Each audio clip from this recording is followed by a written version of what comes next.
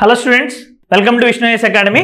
నిన్న మనం మన వర్ధమాన్ సిరీస్లో ఫస్ట్ టాపిక్ ఏదైతే డిస్కస్ చేసామో ఈరోజు దాని నుండి సెకండ్ టాపిక్ డిస్కస్ చేద్దాం. రైట్, అయితే ఈరోజు మనం డిస్కస్ చేయబోయే హాట్ టాపిక్ ఏంటి అంటే పార్లమెంటరీ కమిటీస్. ఈ పార్లమెంటరీ కమిటీస్ అనేది ఎందుకు మనం డిస్కస్ చేసుకోవాలి? ఎందుకు అంటే ఫస్ట్ ఆఫ్ ఆల్ ఇది నెంబర్ ఆఫ్ రీజన్స్ అనే ఉంటాయి. బట్ పార్లమెంటరీ కమిటీస్లో ఒకటైన పబ్లిక్ అకౌంట్స్ కమిటీని రీసెంట్గా పార్లమెంట్లోని స్పీకర్ గారు ఫార్మేషన్ చేయడం జరిగింది. దానివల్ల ఈ పబ్లిక్ అకౌంట్స్ కమిటీ అనేది న్యూస్లో ఉంది. అదే కాకుండా ఈ public accounts committee SEBI chief అయిన పూరి గారిని పిలుద్దామని వాళ్ళు అనుకుంటున్నారు. ఎందుకంటే ఈ సెబీ అదాని ఇష్యూలోని ఏదైతే మిస్అప్రాప్రియేషన్ జరిగిందని అనుకుంటున్నారో దాని గురించి క్లారిటీ తీసుకోవడానికని పిలుద్దామని అనుకుంటున్నారు. రైట్, సో ఇది న్యూస్ ఏంటి అంటే the PAC will hold a performance review of regulatory bodies established by act of parliament such as the securities and exchange board of India. So SEBI లాంటి regulatory bodies ఏవైతే ఉన్నాయో government of India కింద వాటి మీద వీళ్ళు ఒక analysis చేద్దామని అనుకుంటున్నారు. దాంట్లో భాగంగా ఈవిని పిలుద్దామని అనుకుంటున్నారు. రైట్, అందుకని ఈ పబ్లిక్ అకౌంట్స్ కమిటీ అనేది న్యూస్లో ఉంది. ఫస్ట్ ఆఫ్ ఆల్ ఈ పబ్లిక్ అకౌంట్స్ కమిటీ అంటే ఏంటి? ఈ పబ్లిక్ అకౌంట్స్ కమిటీ అనేది పార్లమెంటరీ కమిటీలకి చెందిన ఒక కమిటీ. అంటే పార్లమెంటరీ కమిటీలు మనకు తెలుసు కదా, public accounts committee, finance committee, estimates committee, committee on subordinate legislation, department related standing committees, ఇలా నెంబర్ ఆఫ్ కమిటీస్ అనేవి ఉంటాయి. అందులో ఒక కమిటీ ఈ పబ్లిక్ అకౌంట్స్ కమిటీ. అయితే ఎందుకు మనం ఇదంతా డిస్కస్ చేసుకోవాలి అంటే మనం యూపీఎస్సీ ప్రిలిమ్స్ కావనియండి, యూపీఎస్సీ మెయిన్స్ కావనియండి, తెలంగాణ గ్రూప్ 1 మెయిన్స్ కావనియండి. తెలంగాణ గ్రూప్ 1 మెయిన్స్కి అయితే డైరెక్ట్గా సిలబస్లోనే మెన్షన్ చేసి ఉంటుంది పార్లమెంటరీ కమిటీస్ అని మన గవర్నెన్స్ సిలబస్లో. సో ఇలాగా నెక్స్ట్ ఆంధ్ర సిమిలర్గా ఏపీఎస్సీ పాలిటీ కావనియండి, ఈ పార్లమెంటరీ కమిటీస్ అనేవి ఎంతో ఇంపార్టెంట్. సో దీని నుండి క్వశ్చన్ వచ్చే ఆస్కారం చాలా ఎక్కువ ఉంది. అందుకని మనం ఈ టాపిక్ని ఈరోజు ఎంచుకున్నాం. నా ఫస్ట్ ఆఫ్ ఆల్ ఈ పార్లమెంటరీ కమిటీ అంటే ఏంటి? మనకు తెలిసిన విషయం ఏంటి అంటే పార్లమెంట్లో లోక్సభలోని 545 మంది ఉంటారు, రాజ్యసభలోని 245 మంది ఉంటారు.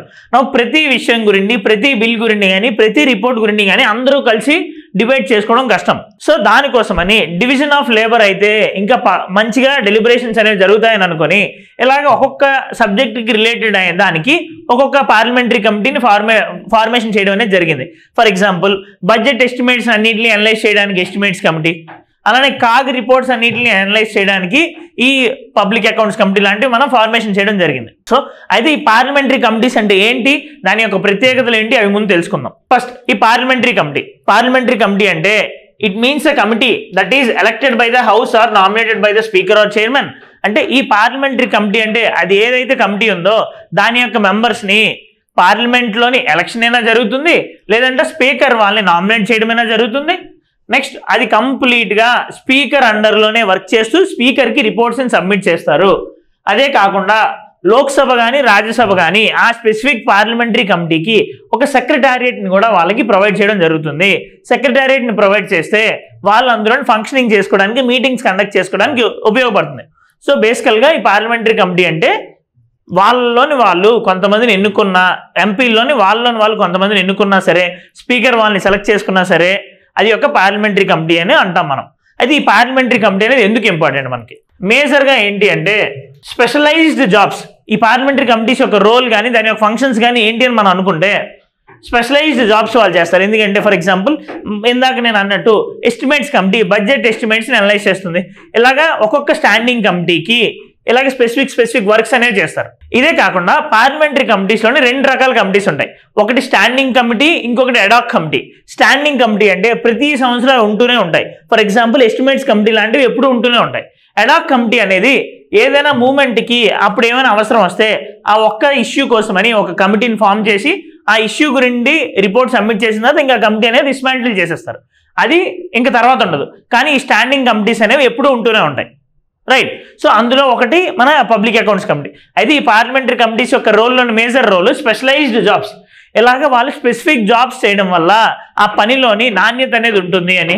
ఇన్ డెప్త్ స్క్రూటినీ, ఎందుకంటే వాళ్ళు నెంబర్ ఆఫ్ థింగ్స్ చేయాల్సిన అవసరం లేదు, వాళ్ళ ముందు కొన్ని విషయాలే పెడతారు కాబట్టి స్క్రూటినీ కూడా చాలా కూలంకుషంగా చేయడానికి అవుతుంది.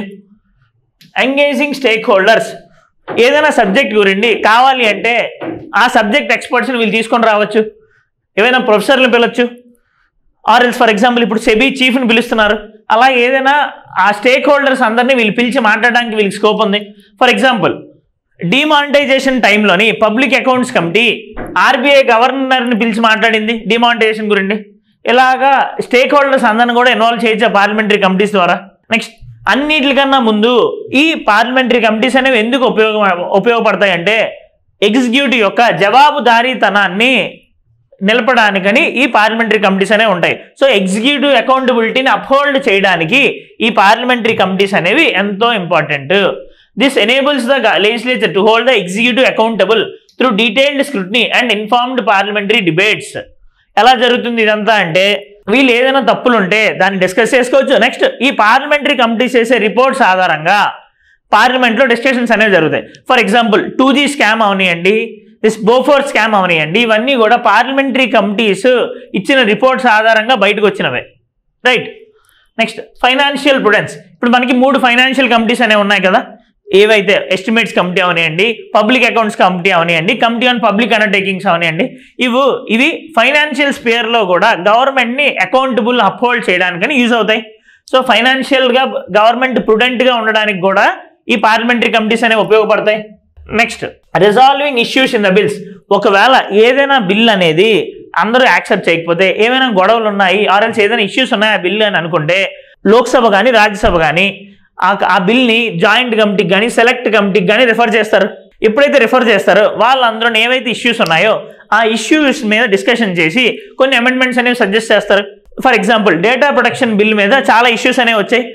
సో డేటా ప్రొటెక్షన్ బిల్ కోసమని ఒక జాయింట్ పార్లమెంటరీ కమిటీ డిస్కస్ చేసుకొని దాని మీద వాళ్ళు రిపోర్ట్ సబ్మిట్ చేశారు.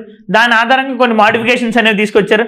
ఇలాగ బిల్స్లోని ఏమైనా ఇష్యూస్ ఉంటే అవి రిజాల్వ్ చేయడానికి కూడా ఉపయోగపడుతుంది. అదే కాకుండా ఇంకొక ఎగ్జాంపుల్ ఏంటి అంటే redressal of significant issues in the prevention of corruption amendment bill after examination by 2 parliamentary committees. prevention of corruption bill లోని ఏవైతే ఇష్యూస్ మీద గొడవలు అనేవి జరిగాయో వాటిని వీళ్ళు పార్లమెంటరీ కమిటీస్ ఎప్పుడైతే సజెస్ట్ చేశారో అందులోని జనాలకు అనుకూలంగా మార్పులు అనేవి చేయడం జరిగింది. Next forum for consensus. ఇక్కడ రూలింగ్ పార్టీ వాళ్ళే కాకుండా అపోజిషన్ పార్టీ వాళ్ళు కూడా ఉంటారు. అపోజిషన్ పార్టీ వాళ్ళకి యాంటీ డిఫెక్షన్ లా అనేవి ఇక్కడ అప్లికేబుల్ అవ్వదు. సో వాళ్ళ పర్సనల్ వ్యూస్ ఏదైతే ఉందో దాన్ని వాళ్ళు మాట్లాడతారు. నెక్స్ట్ రూలింగ్ పార్టీ వాళ్ళకి కూడా వాళ్ళకు ఒపీనియన్ ఏంటి, ఒక బిల్ ఏమైనా ఇంట్రడ్యూస్ చేస్తే వాళ్ళ యొక్క ఉద్దేశం ఏంటి అనేది ఇన్ఫార్మల్గా కమిటీ మెంబర్స్కి చెప్పడానికి స్కోప్ ఉంటుంది. సో దానివల్ల అందరిలోని ఏకాభిప్రాయం రావడానికి స్కోప్ ఉంటుంది. సో ఫారం ఫర్ కన్సెన్సస్ ఏకాభిప్రాయం రావడానికి ఇది ఎంతో యూజ్ అవుతుంది. Next developing expertise. ఈ పార్లమెంటరీ కమిటీస్ అనేవి ఎప్పుడు నిండా వస్తున్నాయి. ఫర్ ఎగ్జాంపుల్ మన పబ్లిక్ అకౌంట్స్ కమిటీ అనేది 1921 నుండి ఉంది. సో వాళ్ళు ఇప్పుడు దాకా అనలైజ్ చేసిన ఎన్నో రిపోర్ట్స్ ఆధారంగా కానివ్వండి చాలా నాలెడ్జ్ అనేది బిల్డ్ అయ్యి ఉంది. సో అవన్నీ యూజ్ చేసుకొని ఎవరైతే ఎంపీస్ ఆ కమిటీస్లో ఉన్నారో వాళ్ళకి ఎక్స్పర్టీస్ అనేది పెరుగుతుంది. రైట్. సో ఎక్స్పర్టీస్ డెవలప్ అవడానికి ఆ ఎక్స్పర్టీస్ ఎప్పుడైతే పెరుగుతుందో పార్లమెంట్లో కూడా వాళ్ళు ఎఫెక్టివ్గా డెలిబరేట్ చేయడానికి డిబేట్ చేయడానికి ఉంటుంది. అందుకని కూడా ఈ పార్లమెంటరీ కమిటీస్ యూజ్ అవుతాయి. అపోజిషన్ వాళ్ళు ఇక్కడ ఎఫెక్టివ్గా ఇన్వాల్వ్ అవ్వడానికి స్కోప్ అనేది ఉంటుంది. ఎందుకంటే ఇక్కడ యాంటీ డిఫెక్షన్ అనేది అవ్వదు. అదే కాకుండా డిస్కషన్స్ అనేవి ఇక్కడ ఎక్కువగా ఇంపార్షియల్గా నడుస్తాయి. ఎందుకు ఇంపార్షియల్గా నడుస్తాయి అంటే యాంటీ డిఫెక్షన్ ఉండవు కాబట్టి ఎవరు కూడా వాళ్ళ పార్టీ స్టాండ్ తీసుకోవాల్సిన అవసరం లేదు. వాళ్ళు నచ్చిన వాళ్ళ ఒపీనియన్ ఇది మంచి అయితే మంచి అని చెడైతే చెడని చెప్పడానికి స్కోప్ ఉంటుంది. రైట్. ఇవన్నీ కూడా పార్లమెంటరీ కమిటీస్ వల్ల వచ్చే బెనిఫిట్స్. అయితే ఈ పార్లమెంటరీ కమిటీస్ ఎంత ఉపయోగం కదా. పార్లమెంటరీ కమిటీస్ని 2 ముక్కల్లో ఇది ఎందుకు ఉపయోగం అంటే లెజిస్లేటివ్ ఇంపాక్ట్ అసెస్మెంట్ చేయడానికి యూజ్ అవుతుంది. అంతే కదా, లెజిస్లేటివ్ ఇంపాక్ట్ అసెస్మెంట్. చట్టం అనేది సరిగ్గా ఉందో లేదో దానివల్ల వస్తున్న బెనిఫిట్ సరిగ్గా ఉన్నాయో లేదో అనలైజ్ చేయొచ్చు. అలానే కన్స్ట్రక్టివ్ డెలిబరేషన్ చేయడానికి కూడా ఉపయోగపడుతుంది. మంచి జనాలకి మంచి జరిగే విషయాల మీద డిబేట్ జరగడానికి స్కోప్ ఇస్తుంది ఈ పార్లమెంటరీ కమిటీస్. అయితే ఇంత ఉపయోగాలు ఉన్న ఈ పార్లమెంటరీ కమిటీస్ కూడా ఫంక్షనింగ్ అనేది ఎఫెక్టివ్గా జరగట్లేదు. లాస్ట్ 10 సంవత్సరాల్లో అయితే వీటి యొక్క ఫంక్షనింగ్ చాలా దెబ్బతిన్నాయి. సో ఈ పార్లమెంటరీ కమిటీస్ ఎందుకని సరిగ్గా ఫంక్షన్ అవ్వట్లేదు, అవి ఫేస్ చేస్తున్న ఇష్యూస్ ఏంటి అనేది మనం ఇప్పుడు చూద్దాం. ఫస్ట్ మేజర్ థింగ్ ఏంటి అంటే dip in the number of bills referred. Bills ఏవైతే ఇప్పుడు ఏదైనా పార్లమెంటరీ కమిటీ ఫంక్షన్ చేయాలి అంటే ఎలాగా, వాళ్ళు ఏవైనా బిల్స్ వాళ్ళకి రిఫర్ చేస్తేనే వాళ్ళు దాని మీద రిపోర్ట్ అనేది ఇవ్వడం జరుగుతుంది. కానీ ఫస్ట్ ఆఫ్ ఆల్ వాళ్ళకి ఇస్తున్న బిల్సే తగ్గిపోయాయి. For example RTI amendment act, ఇది ఎంతో important. Unlawful activities prevention act, ఇది కూడా ఎంతో ఇంపార్టెంట్. వాటికి తీసుకొచ్చిన అమెండ్మెంట్ బిల్లు పార్లమెంట్లో ప్రవేశపెట్టే ముందు ఈ కమిటీస్కి ఏం రిఫర్ చేయలేదు. సో అప్పుడు పార్లమెంటరీ స్క్రూటినీ తగ్గిపోయినట్టు.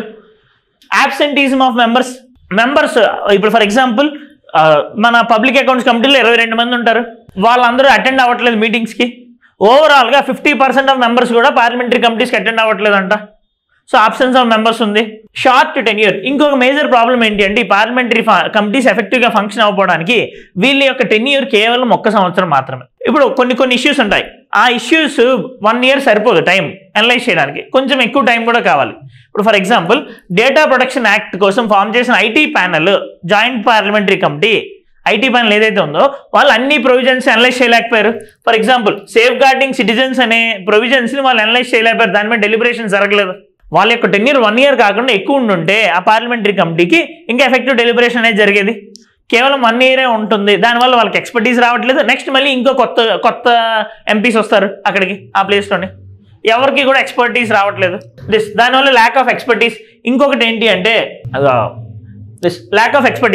ఏంటి అంటే ఈ ఎంపీస్కి వాళ్ళంతటి వాళ్ళకి ఎటువంటి టెక్నికల్ ఎక్స్పర్టీస్ అనేది లేదు.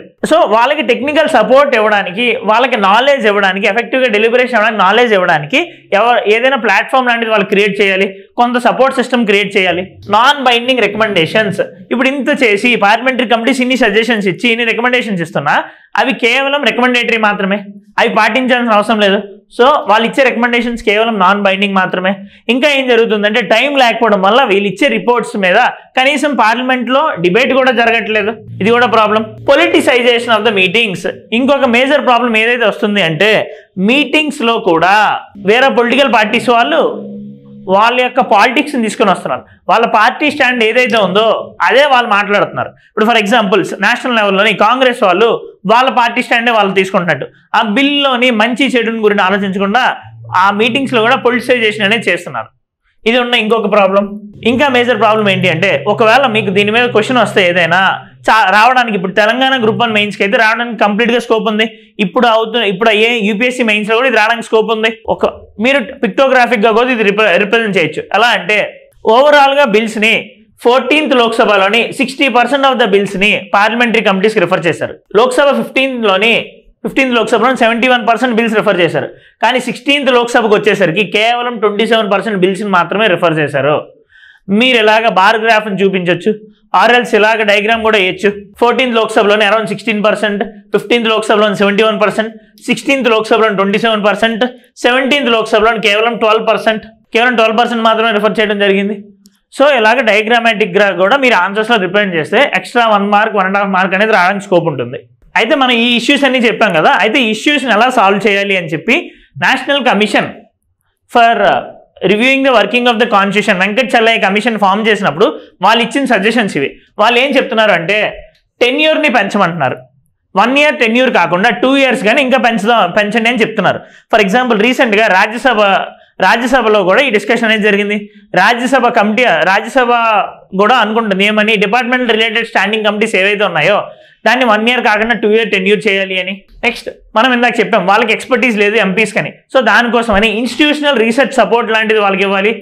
ల్యాంప్ ఫెలోషిప్ అనేది ఉంటుంది, దాన్ని ఎఫెక్టివ్గా యూజ్ చేసుకోగలగాలి. నెక్స్ట్ బెస్ట్ ప్రాక్టీసెస్ ఏవైతే ఉన్నాయో వాళ్ళని అడాప్ట్ చేసుకోవాలి. ఫర్ ఎగ్జాంపుల్ ఏదైనా ఇష్యూ మీద, ఇప్పుడు అగ్రికల్చర్ ఇష్యూ మీద ఏదైనా డిబేట్ జరుగుతుంటే కమిటీలోని అగ్రికల్చర్ మినిస్టర్ వచ్చి వాళ్ళకి సమాధానం చెప్పేలాగా, గవర్నమెంట్ ఒక ఒపీనియన్ చెప్పేలాగా ఇలాంటి బెస్ట్ ప్రాక్టీస్ తీసుకొని రావాలి. ఓవర్లాపింగ్ ఫంక్షన్స్ ఏవైతే ఉన్నాయో అవి అవాయిడ్ చేయాలి. ఎలా చేస్తామో ఫర్ ఎగ్జాంపుల్ కొన్ని పనులు డిఆర్ఎస్సీస్, పిఏసి, ఫైనాన్స్ కమిటీస్ కూడా చేస్తాయి. సో అక్కడ ఓవర్లాప్ అవుతుంది ఫంక్షన్. అలా కాకుండా కేవలం ఒక్క కమిటీకి ఈ పనిని అలాట్ చేసేయాలి. అప్పుడు ఓవర్లాపింగ్ అవ్వదు, డూప్లికేషన్ ఆఫ్ ఎఫర్ట్స్ కూడా అవ్వదు. పీరియాడిక్ రివ్యూ, వీళ్ళు చేస్తున్న పనులు కరెక్ట్గా ఉంటున్నాయి లేదా, పార్లమెంటరీ కమిటీస్ ఫంక్షనింగ్ ఎఫెక్టివ్గా ఉంటుందా లేదా అని చెప్పి ఎప్పటికప్పుడు రివ్యూ అనేది కూడా చేసుకోవాలి. రైట్, దీనివల్ల ఉపయోగం అనేది ఉంటుంది. అంతేకాకుండా లెజిస్లేటివ్ ఇంపాక్ట్ అసెస్మెంట్ అనేది పక్కా జరగాలి. ఈ లెజిస్లేటివ్ ఇంపాక్ట్ అసెస్మెంట్ జరగాలి అంటే మనకి ఈ పార్లమెంటరీ కమిటీస్ అనేవి స్ట్రెంగ్తన్ అవ్వాలి. సో ఓవరాల్గా ఒకవేళ ఇదే క్వశ్చన్ వస్తే మనం కన్క్లూజన్ కింద ఏం రాయాలి అంటే considering the steadily declining sittings of parliament from 100 to 150 to 60 to 70 in 2021, 22. ఓవరాల్గా మన పార్లమెంటరీ సిట్టింగ్స్ అనేవి ఒకప్పుడు మనకి ఇండిపెండెన్స్ వచ్చే టైంలోనే ప్రతి సంవత్సరం 100 నుండి 150 సిట్టింగ్స్ అయ్యేవి. కానీ ఇప్పుడు 2020కి వచ్చేసరికి కేవలం 60 నుండి 70 సిట్టింగ్స్ మాత్రమే జరుగుతున్నాయి. ఎప్పుడైతే ఇలాగా పార్లమెంటరీ సిట్టింగ్స్ తగ్గిపోయాయో డెలిబరేషన్స్ అనేవి తగ్గిపోతాయి. బిల్స్ మీద గిల్టిన్ మోషన్స్ లాంటివి ఎక్కువ యూజ్ అవుతాయి. సో ఎఫెక్టివ్ డెలిబరేషన్ అనేది జరగదు. సో అలాంటి సిచ్యువేషన్లోని ఎగ్జిక్యూటివ్ని అకౌంటబిలిటీ హోల్డ్ చేయాలి అంటే పార్లమెంటరీ కమిటీ సిస్టమ్ని మనం స్ట్రెంథన్ చేయాలి. So strengthening the committee system can go a long way in improving the quality of laws, drafted and minimizing potential implementation challenges. So ఎప్పుడైతే parliament యొక్క ఫంక్షనింగ్ తగ్గిపోతుందో, decline of parliament అయిపోతుంది కాబట్టి parliamentary కమిటీని strengthen చేస్తే అక్కడ వచ్చిన గ్యాప్ని వీళ్ళు ఫిల్ చేయడానికి స్కోప్ ఉంటుంది. రైట్, ఇది పార్లమెంటరీ కమిటీస్ గురించి అంతా. అయితే మనకి ఇదే కాకుండా న్యూస్లోని పబ్లిక్ అకౌంట్ కమిటీ అనేది ఉంది కాబట్టి దాని గురించి కొన్ని విషయాలు తెలుసుకుందాం. అయితే ఈ పబ్లిక్ అకౌంట్ కమిటీ అనేది ఇండియాలోని ఓల్డెస్ట్ పార్లమెంటరీ కమిటీ. ఇది 1921లోని మాంటేగు చెమ్స్ఫర్డ్ రిఫార్మ్స్ ద్వారా వచ్చిన కమిటీ. ఇది ఫస్ట్ టైం 1921లో ఫార్మేషన్ అనేది జరిగింది. అయితే ఇది మేజర్గా ఏంటి, ఇది ఒక ఫైనాన్స్ కమిటీ. ఫైనాన్షియల్ స్పేర్లోని ఎగ్జిక్యూటివ్ అకౌంటబిలిటీని అప్హోల్డ్ చేయడానికని ఫార్మ్ అయిన కమిటీ ఇది. ఇందులోని మెంబర్స్ ఎంతమంది ఉంటారు? లోక్సభ నుండి 15 మంది, రాజ్యసభ నుండి 7 ఉంటారు.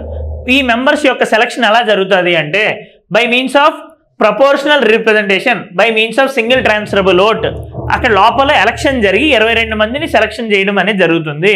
తర్వాత ఈ 22 మందికి హెడ్ ఎవరు, చైర్పర్సన్ ఎవరు అంటే స్పీకర్ ఎవరినైతే ఎన్నుకుంటారో చైర్పర్సన్ కింద అతనే హెడ్ అవుతారు ఇక్కడ. రైట్, అయితే ఇక్కడ రూల్ కాదు, కేవలం కన్వెన్షన్. సాంప్రదాయం ఏంటి అంటే 1967 నుండి కూడా అపోజిషన్ మెంబర్ వాళ్ళకి పార్లమెంటరీ పబ్లిక్ అకౌంట్స్ కమిటీకి చైర్మన్ కింద అపాయింట్ చేస్తున్నారు. ఫర్ ఎగ్జాంపుల్ నేషనల్ లెవెల్లోని రీసెంట్ గా పబ్లిక్ అకౌంట్ కమిటీని ఏర్పాటు చేసినప్పుడు దాని యొక్క చైర్మన్ కింద కాంగ్రెస్ పార్టీకి చెందిన కేసీ వేణుగోపాల్ అనే వ్యక్తిని, కేసీ వేణుగోపాల్ అనే పర్సన్ ని పబ్లిక్ అకౌంట్స్ కమిటీ చైర్మన్ కింద అపాయింట్ చేశారు. సిమిలర్ గా తెలంగాణలోని అరికెప్పుడి గాంధీ అనే వ్యక్తిని పిఎస్సి చైర్మన్ కింద అపాయింట్ చేశారు రీసెంట్ గా. సో ఇలాగా అపోజిషన్ మెంబర్ కి చైర్మన్షిప్ ఇవ్వడం మన సాంప్రదాయం కింద ఫాలో అవుతున్నాం. ఇది రూల్ అయితే మాత్రం కాదు. అంతేకాకుండా ఇక్కడున్న ఇంకా ఏంటి అంటే మినిస్టర్ అనేవాడు ఈ 22 మందిలో ఉండకూడదు. సో 22 మెంబర్స్లోని కేవలం ఎంపీస్ ఉండొచ్చు, కానీ మినిస్టర్ అయిన ఎంపీస్ మాత్రం ఉండకూడదు. టర్మ్ ఆఫ్ ఆఫీస్ ఎంత వీళ్ళి మొత్తం అన్ని పార్లమెంటరీ కమిటీస్ కూడా టర్మ్ కేవలం 1 year మాత్రమే. ఇదే కాకుండా ఏ పార్లమెంటరీ కమిటీకి లేని యొక్క ఎక్స్ట్రా థింగ్ దీనికి ఏముంది అంటే CAG, controller and auditor general, వీళ్ళకి ఎప్పుడు సహకారం అనేది ఇస్తూ ఉంటుంది. రైట్, ఎందుకు అంటే వీళ్ళ యొక్క మేజర్ పనే కాగ్ సబ్మిట్ చేసే 3 రిపోర్ట్స్ని అనలైజ్ చేయడం. కాగ్ 3 రిపోర్ట్స్ని సబ్మిట్ చేస్తుంది. ఏంటవి? This report on public undertakings, report on appropriation accounts, ఇలాగా చేస్తుంది కదా, ఎస్టిమేట్స్ రిపోర్ట్స్. దాని మీద అనలైజ్ చేయడమే వీళ్ళ యొక్క మేజర్ పని. సో కాబట్టి మనం ఇక్కడ ఏమంటాం అంటే పబ్లిక్ అకౌంట్స్ కమిటీకి CAG friend, philosopher and guide కింద వ్యవహరిస్తుంది. ఈ పబ్లిక్ అకౌంట్స్ కమిటీ యొక్క మేజర్ రోల్ ఏమని అనుకోవాలి అంటే మనం examines the audit report of CAG ఏవైతే 3 రిపోర్ట్స్ సబ్మిట్ చేస్తుందని మనం అంటున్నామో, అప్రోప్రియేషన్ అకౌంట్స్ మీద, ఫైనాన్స్ అకౌంట్ మీద, పబ్లిక్ అండర్టేకింగ్స్ మీద, ఆ 3 రిపోర్ట్స్ని కాగ్ సబ్మిట్ చేసినప్పుడు వాటిని ఎగ్జామిన్ చేయడం వీళ్ళ యొక్క పని. నెక్స్ట్, పార్లమెంట్ని ఎగ్జిక్యూటివ్గా పార్లమెంట్ ఎగ్జిక్యూటివ్ అకౌంటబిలిటీని ఫైనాన్షియల్ స్పేర్లో అప్హోల్డ్ చేయడానికి కూడా మన పబ్లిక్ అకౌంట్స్ కమిటీ అనేది యూజ్ అవుతుంది. ఇదే కాకుండా వీళ్ళు చేసి ఇంకొక మేజర్ పని ఏంటి అంటే బడ్జెట్లో ఇచ్చిన మనీ కాకుండా ఏదైనా స్కీమ్కి కానీ ఏదైనా పనికి కానీ ఎక్స్ట్రా మనీని స్పెండ్ చేస్తే ఆ ఎక్స్ట్రా మనీని ఎంత స్పెండ్ చేశారు ఏంటి అని చెప్పి వీళ్ళు ముందు చెక్ చేసి ఆథరైజ్ చేయాలి. అప్పుడే పార్లమెంట్ దాన్ని యాక్సెప్ట్ చేస్తుంది. So examine money spent in excess of money amount granted by Lok Sabha. Right, ఇదే కాకుండా దేని మీదైనా మనీ ఎంత ఖర్చు పెడుతున్నారు ఏంటని వీళ్ళు ఎప్పుడూ చెక్ చేస్తూ ఉండొచ్చు, సంవత్సరం మొత్తం చెక్ చేయొచ్చు. ఇదే కాకుండా వీళ్ళకి ఏమైనా రిఫర్ చేస్తే స్టేట్ కార్పొరేషన్స్ కానివ్వండి, మ్యానుఫ్యాక్చరింగ్ ప్రాజెక్ట్స్ కానివ్వండి, వాటి యొక్క అకౌంట్లు కూడా వీళ్ళు చెక్ చేయొచ్చు. అందుకనే వీళ్ళ పేర్లు పబ్లిక్ అకౌంట్స్ కమిటీ. గవర్నమెంట్కి చెందిన అకౌంట్స్ ఏదైనా సరే వీళ్ళు చెక్ చేయొచ్చు అని. రైట్, అయితే దీని యొక్క మేజర్ ఛాలెంజెస్ ఏంటి పిఐసి కంటే? మనకు పార్లమెంటరీ కమిటీకి ఏవైతే ఛాలెంజెస్ ఉన్నాయో అవన్నీ ఛాలెంజెస్ ఇక్కడ ఉంటాయి. ఇదే కాకుండా ఇంకా మనం కొన్ని చెప్పుకోవాలి అంటే వీళ్ళు ఏ పని అయినా పోస్ట్ మార్టం వర్క్లో చేస్తారు. అది అయిపోయిన తర్వాత కదా వీళ్ళు అనలైజ్ చేసేది, ముందు ఏం చేయలేరు, అది ఒక ప్రాబ్లం. నెక్స్ట్ అందులో ఏమైనా ఫైనాన్షియల్ పరంగా ఇబ్బంది వస్తే వీళ్ళు క్వశ్చన్ చేయగలరు, కానీ బ్రాడర్ సెన్స్లోని పాలసీలో ఉండే మంచి చెడు మాత్రం వీళ్ళు క్వశ్చన్ చేయలేరు. వీళ్ళు చేసే వర్క్ ఎక్కువగా పోస్ట్ మార్టం వర్క్లా ఉంటుంది. డే టు డే అడ్మినిస్ట్రేషన్లోని వీళ్ళు ఎటువంటి వేలు పెట్టలేరు. నెక్స్ట్, ఒకవేళ ఏదైనా తప్పు జరిగితే మీకు డబ్బులు ఇవ్వలేము, మీరు ఈ డబ్బులు ఇవ్వద్దు అని పవర్ ఆఫ్ డిసలవెన్స్ అనేది వీళ్ళకి లేదు. నెక్స్ట్, వీళ్ళు ఇచ్చేవి కేవలం అడ్వైజరీ మాత్రమే, బైండింగ్ రికమెండేషన్స్ కాదు. ఇవి ఈ పబ్లిక్ అకౌంట్స్ కమిటీకి ఉండే మేజర్ ఛాలెంజెస్. దీనికి తీసుకోవాల్సిన మెజర్స్ ఏంటి దీని ఇంప్రూవ్మెంట్ కి అంటే మన వెంకట చెల్లయ్య కమిషన్ NCRWC ఏదైతే సజెస్ట్ చేసిందో సేమ్ అవే రికమెండేషన్స్ ఇక్కడ కూడా మనకు వర్తిస్తాయి. రైట్, సో ఇది దీనికి public accounts committee and parliamentary కమిటీకి చెందిన ఒక MCQ. PAC is a standing committee of the Lok Sabha chaired by member of the ruling party అని. Parliamentary committees can recommend legislation to the parliament అని, పిఎస్సి కి CAG యొక్క support ఉంటుంది అని, parliamentary committees speaker ద్వారా ఫార్మేషన్ అవుతాయి అని. ఇది ఆప్షన్. దీని యొక్క ఆన్సర్ ని కిందన కామెంట్ చేయండి. Thank you.